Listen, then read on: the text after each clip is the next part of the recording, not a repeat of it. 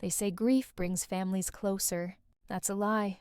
At my husband's memorial brunch, held in the same spotless Connecticut home, where his mother hosted every Thanksgiving, I watched her raise a crystal glass, tap it gently with a spoon, and flash a brittle smile at the 30 guests seated around her antique oak table.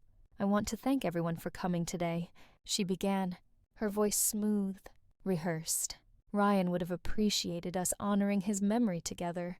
Now that we begin a new chapter, I think it's time we also discuss next steps. She turned to me, her gaze cold but polite.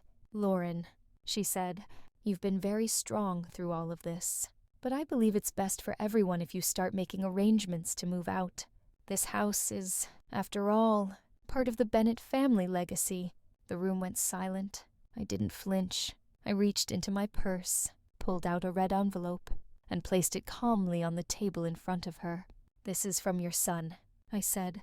Her fingers froze. She had no idea what was inside. But I did, and once she read it, nothing would ever be the same. I met Ryan Bennett when I was 26, and working 2 jobs, one as a barista at a downtown coffee shop, the other at a nonprofit for at-risk youth. He came in one morning in a tailored navy suit and ordered the most complicated drink I'd ever heard of, a 24 shot of sweet caramel macchiato, upside down, extra hot. He smiled when I got it right the first time. The next day, he came back, then the next. By week 3, he asked me to dinner. Ryan wasn't just charming, he was steady, grounded, the kind of man who made the room feel safer just by walking into it. We came from different worlds, and we both knew it. He was the only son of the Bennett family. Old money, old rules. His parents had a mansion in Westport, a summer house in Martha's Vineyard, and a family crest on their stationery. I had no parents, no legacy, and a beat-up Toyota Corolla. I parked 2 blocks away, so no one would see the duct tape on the bumper. Still, Ryan never made me feel like I didn't belong until I met his mother. Evelyn Bennett was the kind of woman who looked through you, not at you. She had that perfect, passive-aggressive tone that could turn compliments into slaps. The first time I shook her hand, she looked at my nails and said, "Oh, you work with your hands. That's admirable." At dinner, she offered me a glass of wine, then added, "Just one. Dear, it's easy to forget your limits in new environments." Ryan told me not to take it personally. "She's just intense," he said. "She'll come around." I wanted to believe him. I really did. Over time, Evelyn's frost didn't melt, it sharpened. She'd comment on my clothes, my posture, the books I read. Not everyone's meant for Tolstoy. Lauren, some things are acquired taste. At family events, I was seated at the far end of the table, next to the catering staff or distant cousins. At our engagement party, she introduced me as Ryan's little project. Still, I tried. I sent her flowers on her birthday, offered to help with holiday dinners, asked for her advice on wedding venues. She declined every effort with the same polite smile. But Ryan, he was all in. He proposed under the stars at his family's lake house, holding a ring he designed himself. We married the next spring, in a small ceremony she didn't plan, attend, or acknowledge. But Ryan stood by me, always.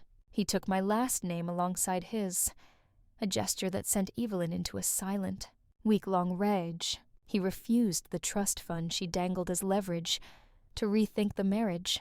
He even bought a small house on the outskirts of Greenwich, far enough from his parents, but close enough to stay involved in the family business.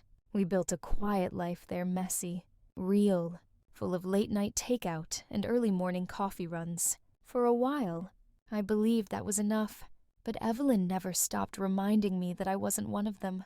She never called me her daughter-in-law. She never displayed our wedding photo in her home.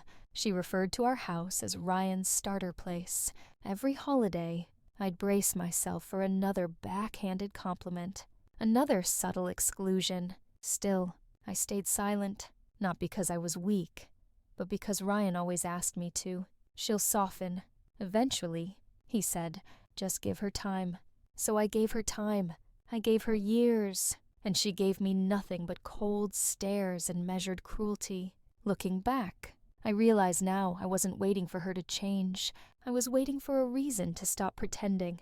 The accident happened on a rainy Thursday in October. Ryan was driving home from a late meeting in the city. He was supposed to pick up Thai food on the way back, our usual spot. I remember texting him, "Don't forget extra spring rolls," followed by a stupid little noodle emoji. He never read it. A delivery truck lost control on I-95. Ryan's car was crushed. He died on impact. The next few days blurred into funeral arrangements, condolence calls, casseroles from neighbors I barely knew. I slept maybe 4 hours total that first week. I couldn't eat. I couldn't breathe. Every time I opened the front door, I hoped it would be him. Evelyn showed up at the hospital 3 hours after I got the call. She didn't hug me. She didn't ask if I was okay. She walked right past me and demanded to see the attending physician. When he confirmed Ryan was gone, she let out a quiet, almost theatrical gasp, and then asked where his wallet and watch were. That's when I knew. Whatever facade she had maintained while Ryan was alive, it was gone. At the funeral, she stood front and center, accepting condolences like a grieving queen. She wore black Chanel, cried a single tear, and corrected anyone who referred to me as Ryan's wife. "It's just Lauren," she told the florist. "The Bennett family will be handling arrangements." 3 days after we buried him, she showed up at our house with her estate attorney. No call, no warning.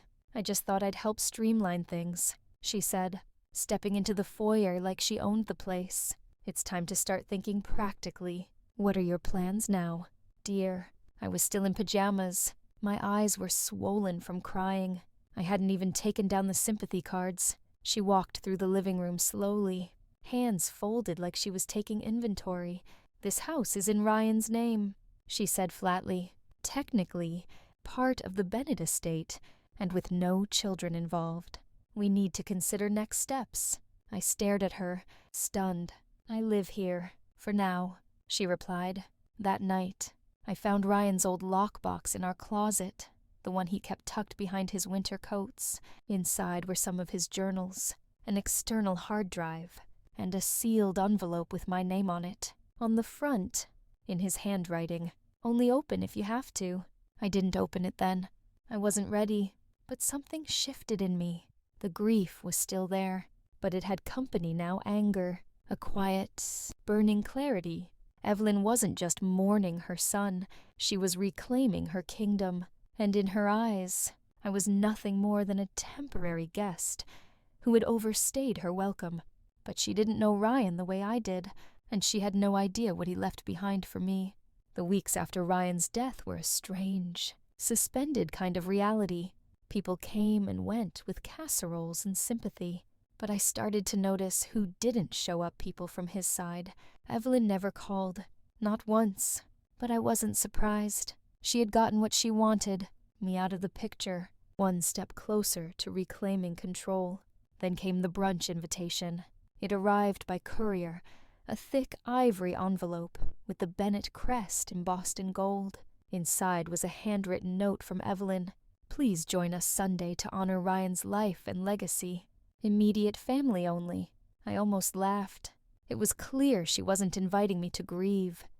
She was summoning me to watch her take the throne back. I considered declining. Every part of me wanted to ignore it. But something told me to go. Maybe it was stubbornness. Maybe it was that envelope Ryan had left me. I still hadn't opened it. That Saturday night, I sat on the floor of our bedroom and held it in my hands for what felt like hours. Finally, with trembling fingers, I tore it open. Inside was a simple letter and a copy of an updated will. The letter was addressed to Evelyn. It read, "Mom, if you're reading this, it means you've done exactly what I feared turned my death into a power play. You never respected Lauren. You never saw her for who she is. But I did. Everything I've built this house, my company shares, my savings is hers. Not because she's entitled to it, but because she deserves it. If you can't accept that, you're the one who no longer belongs in our lives. And if you try to take anything from her, you'll only prove what I've always known, that love, to you, is conditional. I won't let you erase her, even in death. I won't allow that. Ryan. I had to read it 3 times before I could breathe. The will was dated 2 months before his death. Everything he owned, aside from a few bequests to charity, was left to me. The house, the accounts, the intellectual property from his tech firm. It was all mine. He had seen this coming. He had prepared for it. And now, so would I. I forwarded a digital copy of the will to his best friend Michael, who also happened to be an estate lawyer. I told him everything. He confirmed the documents were valid, notarized, and enforceable. You want me there? He asked. Yes, I said, but stay in the background until I need you. When Sunday arrived, I wore a black dress. Ryan loved a soft, understated piece with long sleeves and pearl buttons. My hair was pinned back. I looked like the widow they expected, but I didn't walk like one. Evelyn greeted me with her usual mask of grace. Her lips kissed the air near my cheek. Thank you for coming, she said. Let's make this a dignified morning. I smiled. Oh, we will. In my purse, tucked between a handkerchief and a compact mirror, was Ryan's letter, and I knew exactly when to use it. The Bennett home was exactly as I remembered, polished to perfection, unnervingly quiet, and cold in that way only old money could be. The walls were lined with family portraits in gold frames. Not a single one included me. The brunch was set in the sunroom, with floor-to-ceiling windows overlooking a manicured garden Ryan had never cared about. The table was set for 12. I recognized some faces, distant cousins, family friends, Evelyn's bridge partner, and one of Ryan's former professors. Everyone dressed in shades of black and navy, sipping mimosas like they were at a country club fundraiser. I took my seat at the far end of the table. Evelyn, naturally, sat at the head. No one acknowledged the empty seat next to me, Ryan's. They just filled the space with small talk and perfectly timed laughter. Midway through the meal, as the servers cleared the plates and brought out coffee, Evelyn tapped her crystal glass with the back of a spoon. The room hushed. I want to thank everyone for coming today, she began, standing with the poise of a politician. Ryan was my only child, and losing him has left a void I can never replace. But in his memory, I believe it's time we begin the process of moving forward. She turned to me, smiling like a woman who had rehearsed this moment in the mirror. Lauren, you've been very strong through all of this, truly. But Ryan's passing means we must consider the future of this home and the family legacy tied to it. There was a beat of silence. I looked around the table. No one made eye contact. I think it's best, she continued, for everyone involved, that you begin making arrangements to vacate the property. Of course, we're happy to assist with relocation or anything you may need during the transition. She said it gently, kindly, even as if she were offering me a spa day, not an eviction notice. I didn't flinch. I didn't argue. I simply reached into my purse, pulled out the envelope, and slid it across the table. This is from Ryan, I said. Her face tightened. What is this? Open it, I replied. You'll find out. She picked it up slowly, as if it might explode. Her manicured fingers tore through the seal. She unfolded the letter. The silence stretched long and thin as her eyes moved across the page. Then her expression cracked. It started small, just a twitch near the corner of her mouth. Then her lips parted slightly.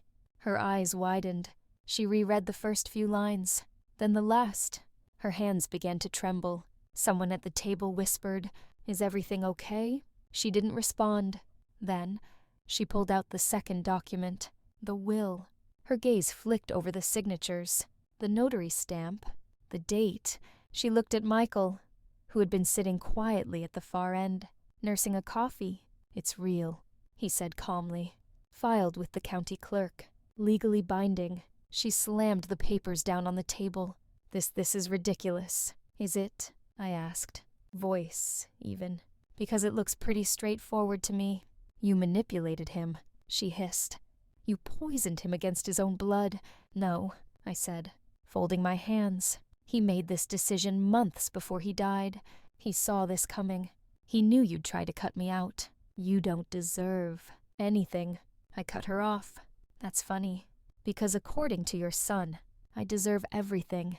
She turned to the rest of the table, her eyes scanning for anyone to side with her, but no one spoke. Even her closest friends looked down at their plates. I can't believe you'd embarrass me like this. She spat, her voice rising. I stood, slow and calm. We didn't embarrass you, I said. You did that all by yourself. Evelyn shoved her chair back and stood, her face flushed. You're not family. You never were.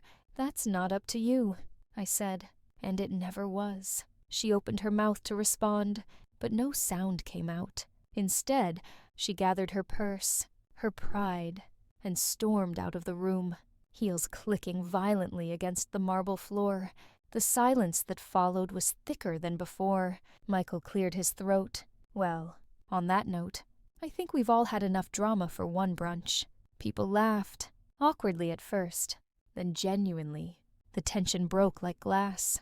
I sat back down, folded the letter, and tucked it into my purse. Someone poured me a fresh cup of coffee. Across the table, a cousin I barely knew raised her glass toward me. To Ryan, she said. To Ryan, I echoed. For the first time since his death, I felt something shift, not just in the room, but in me. I hadn't just defended my right to stay. I had claimed it. I stayed until the last guest left. People approached me quietly, one by one, offering soft words and hesitant smiles. A few apologized, though not directly for standing by in silence all these years. Others simply nodded, their eyes saying what their mouths couldn't. No one mentioned Evelyn. No one needed to.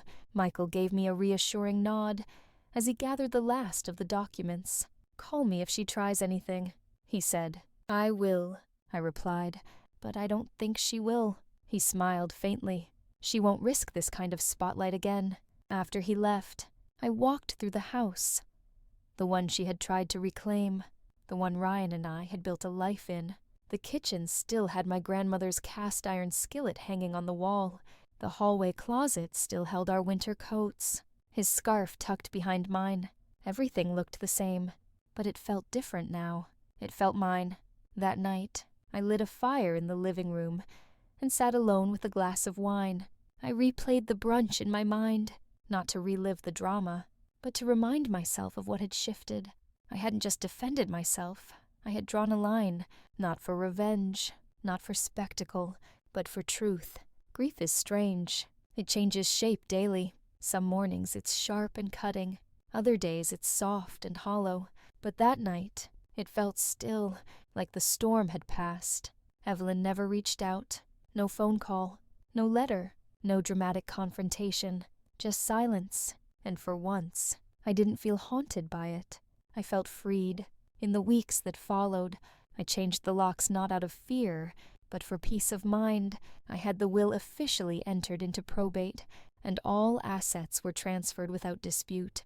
Ryan had made it easy for me. He knew what was coming. He'd prepared for it, not with bitterness, but with clarity, and I honored that. I turned his office into a small studio space, where I began writing again, something I hadn't done in years. I donated the Bennett family china set to a women's shelter fundraiser. I planted tulips in the front yard, just like he always said we should. I didn't throw away the letter. It now rests in a cedar box on my nightstand, along with our wedding vows, and the last photo we took together, laughing over pancakes on a lazy Sunday morning. He's still gone. That hasn't changed. But what has changed is that I no longer feel like the outsider. I'm not the temporary wife, the placeholder, the woman who didn't belong. I'm Lauren Bennett, and I'm still standing. People love to say that family is everything, but what they don't tell you is that sometimes family is exactly who you have to stand up to in order to protect yourself. I used to think staying silent made me strong, that biting my tongue, enduring the backhanded comments, and keeping the peace meant I was doing the right thing. But silence doesn't always equal grace. Sometimes, silence is complicity in your own erasure. Ryan saw what I refused to see for so long. That being polite wasn't going to earn me a place at the table. That love, real love, means protecting someone even when it's uncomfortable. Especially when it's uncomfortable. I didn't need to humiliate Evelyn. I didn't want revenge. What I wanted was to be seen, to be acknowledged as someone who belonged. Not because I demanded it, but because I had earned it. And when that wasn't given freely, I claimed it anyway. If you've ever been made to feel small in a room you helped build, or invisible in a family, you gave everything to You Are Not Alone. You don't need permission to take up space. You don't need approval to exist fully and unapologetically. Sometimes the most powerful thing you can do is quietly hand someone the truth and let them sit with it.